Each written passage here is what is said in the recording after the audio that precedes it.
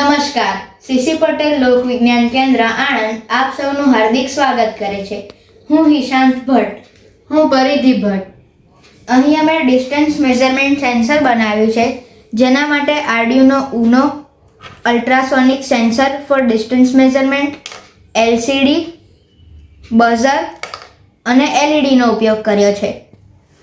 અને Arduino ઉનોમાં Arduino IDE ની મદદથી કોડ લખેલો છે. અને એ કોડમાં લોજિક એવું રાખ્યું છે કે જો ડિસ્ટન્સ 20 સેન્ટીમીટર કરતાં ઓછું હોય તો LED ગ્લો થશે અને બઝર બીપ કરશે.